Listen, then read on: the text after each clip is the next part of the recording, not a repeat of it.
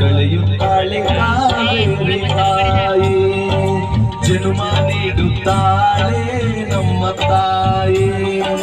ಅನ್ನ ನೀಡುತ್ತಾಳೆ ಭೂಮಿ ತಾಯಿ,